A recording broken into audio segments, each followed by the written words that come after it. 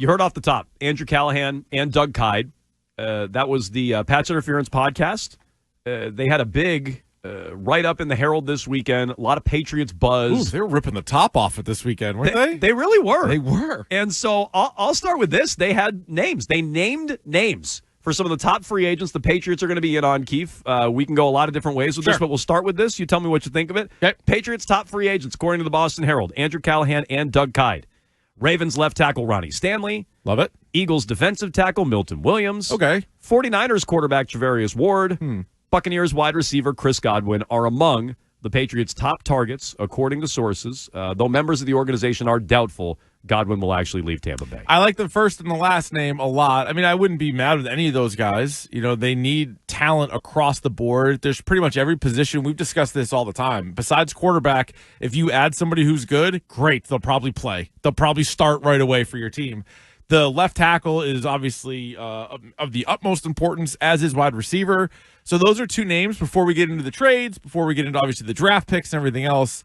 I mean, what a boost that would be. I mean, I don't know how realistic it is, but if you told me that Ronnie Stanley is going to be your starting left tackle and Chris Godwin goes in your wide receiver room, I mean, that is an incredible offseason. They weren't the only ones writing about Ronnie Stanley. Mike Reese had a note on this as well, linking the Patriots to Ronnie Stanley. He said at the NFL Scouting Combine, one rival NFL executive said some buzz going around was the Patriots would aggressively pursue Ravens left tackle Ronnie Stanley should he make it to unrestricted free agency. So that's the problem. This is the tough part. Some of their top guys, Ronnie Stanley may not leave the Ravens. Chris Godwin may not leave the Bucks. So does this T. Higgins is also, they did not poo-poo the idea of T. Higgins, unlike Chad Chad Graff had a note last week that they wouldn't be in on T. Higgins. The Giardis, Daniels of the world, and now the Herald are all saying the Patriots will be in on T. Higgins, ... if he gets to market. So this is my fear. A lot of the ones they're linked to aren't even going to get there. So this is my fear. And this is just from being a Patriots and Red Sox fan over the last 5 years. Mm-hmm.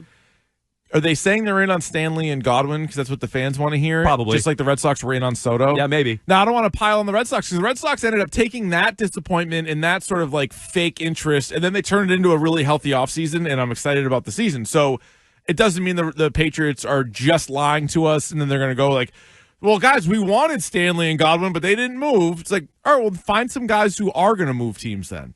Like, that's great that they're on the list or the short list of guys that you're prioritizing, but it better not be that or bust, that or, hey, let's see what we can do in the draft. Well, I do think they made it pretty clear in the Herald that they have pivot plans. We can get into some of them. But again, and that's what Wolf and Vrabel both kind of alluded to when they spoke last week, too. Exactly. Like, you have a plan, then you got to go somewhere else. So the top targets, Ronnie Stanley, Milton Williams, Travarius Ward, Chris Godwin. Let's say you get 2 or 3 of those guys. It's great. That means they are spending, right? Yeah, and yeah. That's my fear is they're going to kind of go middle of the road and go with a bulk off-season signing where you're bringing in, to compare it to 2001 rather, 20, 21, 22 guys, kind of all mid-tier. You're not going to take a big shot. This is a year to me where if some of those guys are available, you take the big shot. And so I was encouraged by that. To your point about having fallback plans in place, the Herald also detailed some left tackles that they would be looking at. So they're comfortable signing any of Ronnie Stanley, Dan Moore out of Pittsburgh, not familiar with his work. Less familiar. No, apparently he's their left tackle. The last guy they got from Pittsburgh did not work out great. He actually left the team. It's a good point. Yeah. Can't be worse than him, though, no, right? It cannot be. Dan Moore out of Pittsburgh. Cam Robinson. We've mentioned that name before. Yeah. That's up in the Twitch chat right now. Out of Minnesota. He has a connection to Doug Marrone. Marrone was the head coach in Jacksonville when Cam Robinson was drafted. Alaric Jackson also was on that list until he re-signed with the Rams. So they have some pivot plans in place. I don't know if I'm personally crazy about any of those. So that seems like a big drop-off. And if you're going back to like Mike Vrabel's car analogy, right, where he's like, if there's like a lot of good cars, like whatever it was, you don't need to get the highest paid one. If there's 4 or 5 cars that supply, then we don't need to go all out for it. But if there's one, I'm going to make sure we go all out for the one. Left tackle feels like there's one. Big time. And left tackle for sure feels like there's one. That's free agency, Keefe. I would add the draft as well. Will Campbell, bad combine. Short arms, bit of a T-Rex. Don't like that. Like Kelly Olynyk arms? That's not going to play. Who has longer arms, Kelly Olynyk or it's Will Campbell. Who are we kidding? It's Will Campbell. Small little arms. So you don't like Will Campbell? Is he not the best Haas available? Okay, I don't think there's a great list of left tackle prospects in the draft. Okay. Outside of Ronnie Stanley, I don't think there's a lot of them in free agency, so I agree. If you want to play out the car analogy, that's too big of a drop down to these other names, Cam Robinson, Dan Moore. Like, that's too big of a drop. What would you rather have? The best left tackle on the team next year be a rookie or a veteran? And then flip it to wide receiver, rookie or veteran? Yeah, I'd rather have the veteran at tackle. I'd rather have the veteran at wideout. Based on the class, I would rather have the veteran at tackle. Okay, so you're going off a class, which I understand. I just think what you have on Wenu, you have David Andrews, we think. Like, I think you have a little bit more experience on the line. As bad as the line played last year, and part of it was the revolving door at left tackle, but I would rather take a shot at a guy there and then see if he can just be a plug-and-play guy. Whereas the receiver thing, whether it was Bill or Elliott Wolf, has not worked. You are left over with a bunch of these young receivers that I don't think a rookie receiver is going to completely turn the thing around. Travis Hunter, I look at as sort of a different kind of case study because also going to play a lot of defense, and I'd like to add a veteran receiver as well. But that to me seems like if it's not Ronnie Stanley, I think I'm probably now looking back in the draft for that guy because I don't love those other names. No, me either. I mean, I get what you're saying. I'm shooting for the moon with Ronnie Stanley, but if he's gone, then you probably dabble in the left tackle market in the draft, whether that is hopefully trading down from 4, whether that's trading back up in the first round, meaning from your second round pick to like the 20s, or even trying to get one at 38. That's probably the way to go if Ronnie Stanley stays in Baltimore. Is he also the type of guy that you would just make the highest paid offensive lineman? Yeah. Like you got to go kind of crazy. You have to go kind of shock value. Like if you have the opportunity to get him, to pull him away from there, because Kern made the line last week when we were talking to him. He's like, you've played your whole career in Baltimore. You're blocking for Lamar Jackson and Derrick Henry. You're a contender, right? You haven't broken through yet, but you're a contender. You're comfortable there. Or go to New England and block for Ramondre Stevenson. I don't hate him as much as Curran does, but I'm just saying, like, Curran hates him. That's a big swing. Like, you need to get paid a ton of money to come to New England if you're him. Well, or I guess if you're anybody. And it's interesting because Kide and Callahan on the Patch Interference podcast and in the column as well, the article as well in the Herald, talked about how there's a lot of buzz at the Combine around Vrabel and May and that combination, and people are going to want to play with them, and Drake May could even be a top 5 quarterback in the league in very short order by like 2026. And while all of that's coming out of the Combine, the proof will be in the pudding, right?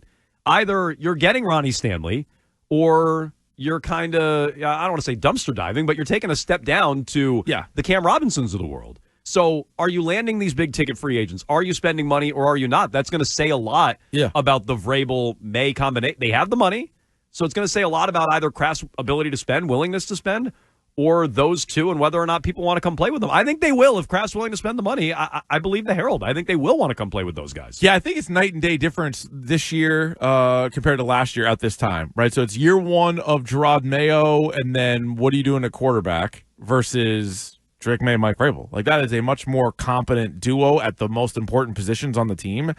The money's always going to be, I would think, the very first priority for all these guys. But as long as the money is there, if they're the highest paid guy or at least higher than the next team is offering, I think you could talk them into coming here. Plus, compensation and opportunity. It's something that Vrabel is preaching quite a bit. The opportunity is certainly there. Now, for a guy like Stanley, it's there everywhere. But for some of the other guys, like when you get into some of the receivers, maybe you're not going to be promised as many targets or as many opportunities for targets as you would in other places. And the Patriots can offer that. A couple more items from the Herald on free agents. Jamie Sherwood, linebacker for the Jets, is a name the Patriots apparently, quote-unquote, covet. Okay. The 6'2", 216-pounder hits harder than listed. Wow. His listed frame, rather, would suggest. The exact type of physical, violent player that Vrabel wants.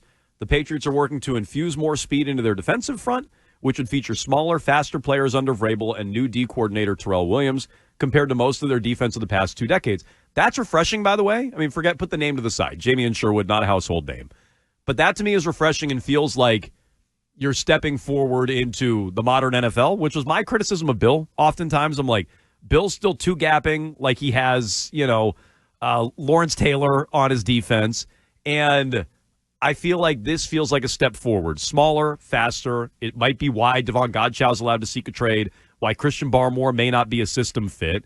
And guys like Sherwood, for a very good Jets defense the last couple of years, are the kind of players they're looking to get more speed and more athleticism on the field defensively, which I do feel like they've lacked for a long time. I mean, last year, the biggest surprise of the whole season was certainly not the record, because I think just looking at it, you were like, this isn't going to be a very good team. But it surprised some of us. But it was how bad the defense was. Yes. The defense was so bad, and just how they played, you're like, this is not a defensive head coach's imprint on the team. And hopefully with Vrabel and Williams, sort of that combination where we watch it, and at least early on, even if the wins aren't pouring in, you're like, wow, this defense has an actual identity. They went out, got players that they wanted to fit their scheme, and they should see at least huge strides forward.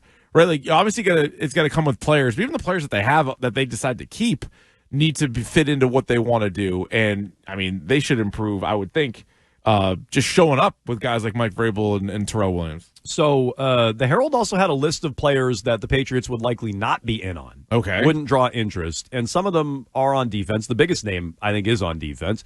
Josh Sweat, specifically, not expected to receive interest from New England, according to Andrew Callahan and Doug Kide in the Boston Herald.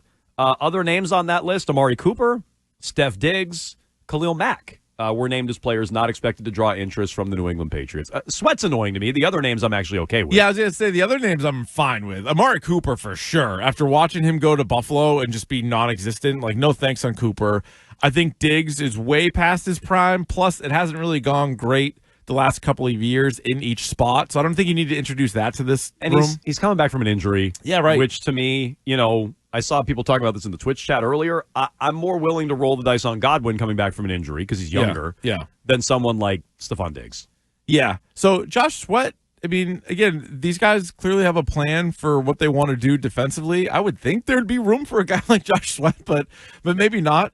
And that's why, with each one of these moves and each one of these announcements, it's I'll be a little annoyed. I was a little annoyed about the Debo situation, which we'll get into, but it's also all right, a month from now, who did you miss out on? And then I'll retroactively be either more pissed or be like, oh, okay, you had a plan. Right? So if you don't get Debo, you don't get Josh Sweat, you don't get Ronnie Stanley, all of those individually are annoying to me. But then if you fill out those with other guys, okay, you find another receiver, you find another edge rusher, okay. So you think they should have been on Debo for a fifth? 100%. Me too. 100%. I heard, I think Scheim talked about this morning. All you had to do is give up a fourth. And you have an extra third. You have multiple picks on day 3. Your fifth's a lot higher, too. So, that's true, too. Just give up your fifth. Maybe you could have trumped there with the fifth-round pick. Good point.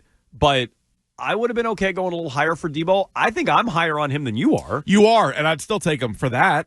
That really is nothing. And they have a ton of cap space, so I'm not worried about the contract, which I think you can get out of relatively easily after this year. But you'd have to give him $17, $18 million, whatever it is for this year. I think that would have been worth it. And clearly, you look at a team on the rise like the Washington Commanders. Last year, they were in a worse spot than you were. Yeah. They were drafting before you. They got their young quarterback. You got your young quarterback. They were in the NFC Championship game.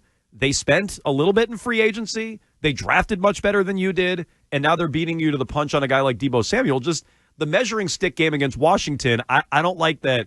Not only the Patriots were out, I don't like that it's Washington beating you to the punch on him. 100%, because Washington, for those that are like, oh, Debo's cashed. Well, Washington, people thought Austin Eckler was cashed, and Zach Ertz was cashed, and Bobby Wagner was cashed. They went out and had a crazy offseason that right away didn't look amazing. And yet their guy, Scott Peters, comes from 49ers, so he's well aware of Debo's game. And that's the team right now that's hitting on everything. It's like the Braves from 6 years ago, where it's every move they made seems to be the right move. So it's not like you lost him to a team like the Jets and you're like, Jets doing a stupid thing. No, Washington right now probably is the best front office going. They had that turnaround, like you said. You were in the exact same spot. Now they're a game away from the Super Bowl in year 1, and then they add Debo for a fifth, and anybody's going to say, oh, that was dumb. No, probably not. So probably a great move. To your point, if they wind up with, if Cooper Kupp gets released and you sign him and you didn't have to give up any draft capital, I'll be happy. I'll feel better about it. But right now, I could have had Debo for a 5th round pick. Right. I kind of wish the Patriots did it. I do wish the Patriots did it.